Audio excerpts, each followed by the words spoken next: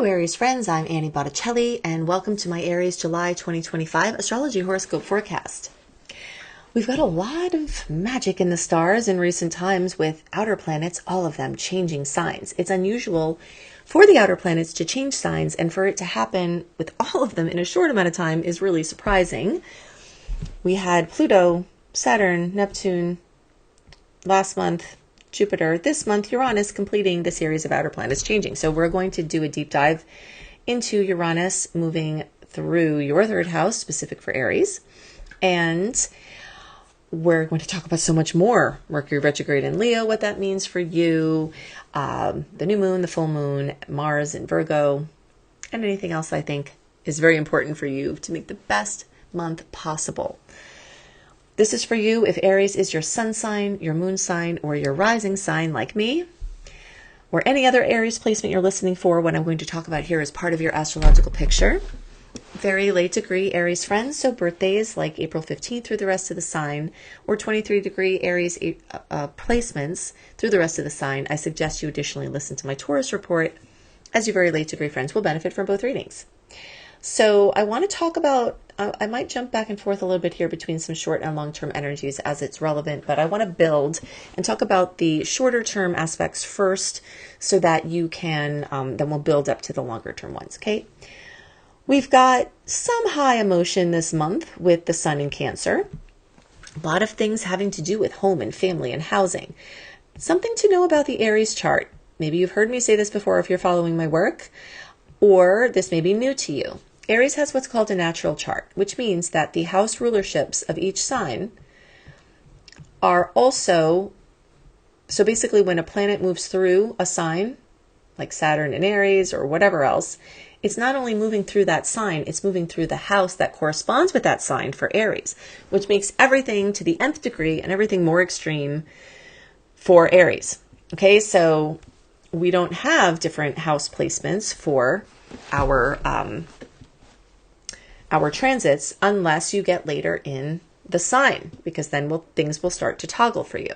But also the size of your houses and other things can shift this a little bit. But the basic thing to know is that we experience everything more intensely because of this truth. So last month, Jupiter went into Cancer. We'll be there from June 2025 to June 2026, 1 year. And the sun will be there for a few weeks. So that's short-term and long-term emphasis on home and family and housing, your inner world, your ancestry, and your roots. This month, you may find yourself returning back to a place that felt like home or is home. You may find people in your family returning back to you or visiting. You may find yourself really wanting to spruce up your home and having, a good time in, or a productive time in making repairs, getting your house in order. And you may have noticed this trend even in the last several months, because I see that Jupiter tends to bring its new energy about 3 months before it actually moves. So March, April, May into June, you may have noticed this new trend towards it being all about your home and family. And you may be at a crossroads with your work as well.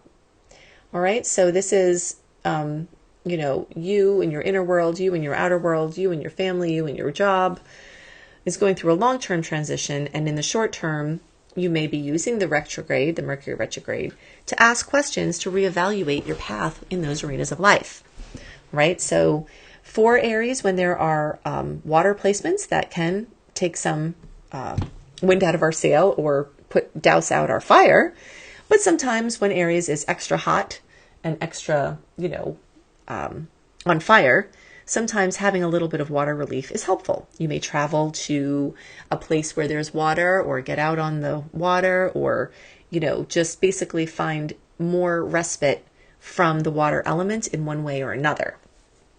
And this can be very soothing for you. It can help you get on track because we have a lot of outer planet activity in Aries. We're going to have Saturn here for years. We're going to have Neptune here for 14 years. Chiron has been moving through for years, still got a ways to go. Ceres is a shorter term energy, but we're kind of on fire. Also can be inflammation in the physical body. So this Cancer energy can help to start to calm things down, get you to rest. It might not be as great for your let's see, your inspiration and your creative faculties. Those times will come as the month progresses and we get into Leo.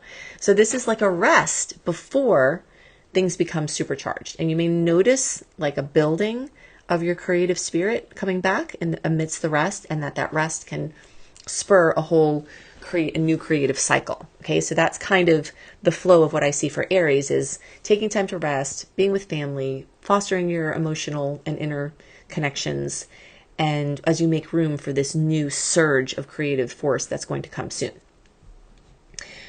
Okay, you're also at a crossroads. Jupiter being in this placement is putting you at a major crossroads, so you may be seeing this story of home versus work taking on a longer term meaning, and more questions and information may come up about that this month. Also important to know is that we have entered, as of July, we've entered eclipse season again.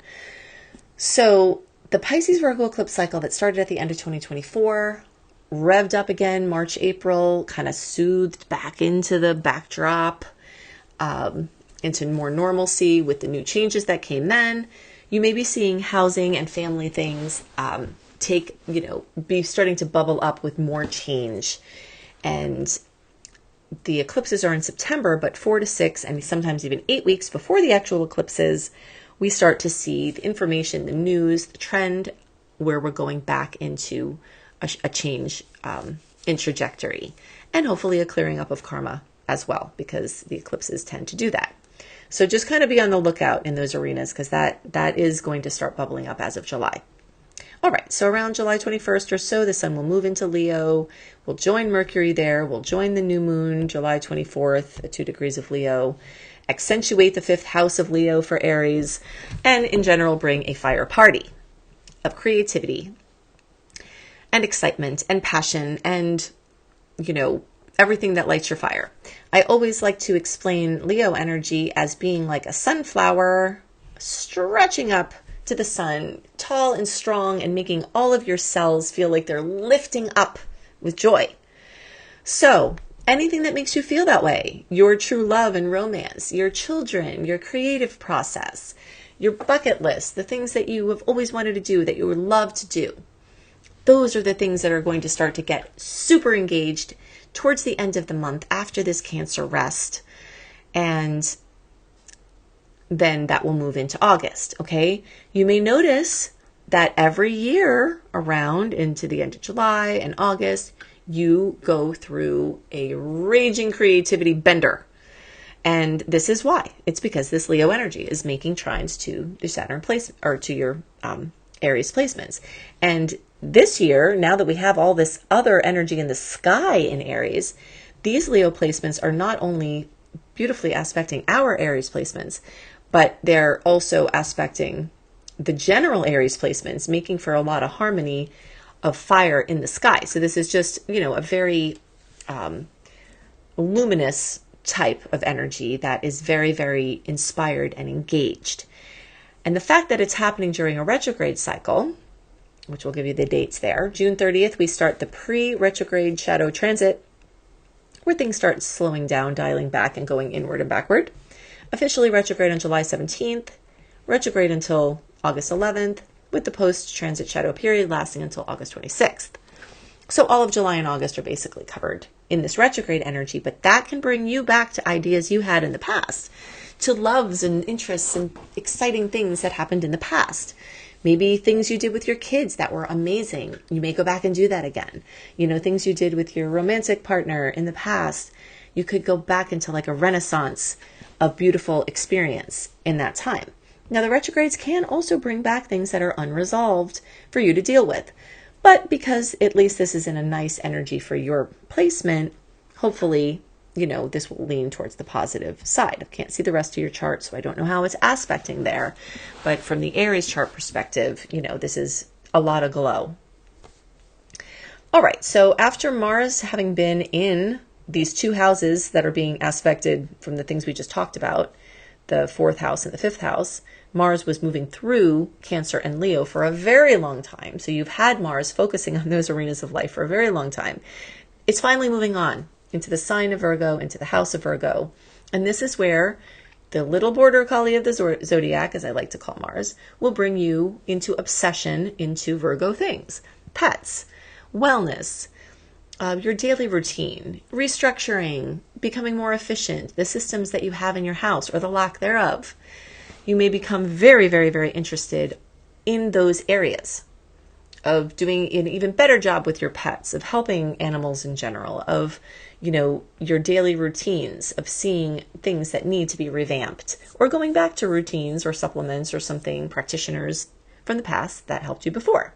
This can also be a time of experimentation for new wellness techniques or, something to help you live your best life and have your best health. And also be your most efficient self. Aries can get a little impatient with things, right? And really, this can serve us in the way that we can seek ways to do things that are easier, but can be just as good. And that's what this transit is going to help you do, is to become more efficient with your energy so that you can work less and have better output. And that things can take less time so you can get on to doing the other things you want to do. Okay, so let's see. Venus is going to move into Gemini, and so is Uranus. Venus is a short-term transit. We'll cover that first, then we'll move to this big thing. Venus moving through the sign of Gemini, the house of Gemini for Aries, can bring in a lot of vacillation or a lot of options with money and love and relationships, and can also blessings. You may have a lot of blessed conversations with people. You may have some networking opportunities that bring money to you through interacting with other people. You may have harmonious, fun things with friends and relatives, your own relatives, your spouse's relatives. This is a time of just love and comfort in your surroundings and interacting with the people that matter to you. Some people can pop back from the past. Love interests can pop back from the past. Money, ways of making money, or even money being paid to you due from the past, can all come in with this energy. And this is short term. In the long term, Uranus is moving into Gemini, has not been there for about 75 years. Will be there for the next 7 to 8 years. And this is going to create a revolution. A revolution in how you communicate, a revolution in how you are mobile. It's going to bring interesting, unique, idiosyncratic people to you as your commonplace. It's going to make you get more interested in technology and futuristic thinking, and a little bit more erratic with how you communicate and move around. So you want to be more careful during this transit, just physically with your body, because there's an erraticness and a jostling that Uranus has, where you want to be more protected. Not texting while you're driving and walking is always a good idea, but it becomes even more important when you've got this sort of unstable energy in your communication and mobility sector. This could lead you to very unconventional or exciting, new, revitalizing ways of getting around, or ways of interacting with people, or ways of expressing yourself. It can also lead to relatives contacting you out of the blue, or a relationship getting sparked back up or disappearing. There's a lot of kind of vibrant, changeable energy in the house of most of your relatives, which the third house rules, and can also make you be connected with the unseen realm in very interesting ways and help you start having psychic flashes, of information that's coming in. You may start channeling information. You may start writing suddenly, or writing about bizarre things, or, getting very inventive with how you express yourself as a long-term way of being. People in your life may become more erratic themselves. So, kind of watching an instability go on with certain of your relationships may be something that goes on with Uranus in this placement. But it can also lead itself to combining in community more with futuristic ideas. Uranus is a lightning strike, and it just zaps in information. It can also put a lot of duress onto your nervous system. So just kind of guard your nervous system and your neurological system, and because Gemini rules the respiratory system, also that. Also, there may be things that come up with things having to do with, carpal tunnel. So you might have to guard more readily your wrists and your wrist posture and like how your desk is set up, because certain things could kind of come out of nowhere, causing trouble with those joints or nerves. Okay, so we have notably unbusy skies compared to June. We had about 30 notable aspects in June. We've got about 13 this month. And so that's helpful because it's a little bit less information that's coming in from the starry climate here. But because we are increasing the eclipse information, that's going to start to ramp up. We do have 4 positive Venus aspects throughout the month. We also have the full moon at 18 degrees of Capricorn, which is in the sign of Capricorn for everyone, and additionally the house of Capricorn for Aries. So fullness, completion, fruition, drama, accomplishment occurring in work, career, employment. In the middle of July, you may finish something or accomplish something or be known for something, be recognized. You may wrap something up, or there could just be something that has to be attended to. Also, one of your parental figures could have something big go on or need you, or you get help from them, or have something come up there. If you need a job, there could be something notable that happens there. If you have something building within your work, whether it's accomplishment or whether it's drama, you may see this full moon bring it out. All right, so things are being brought to light at this time in that arena for you.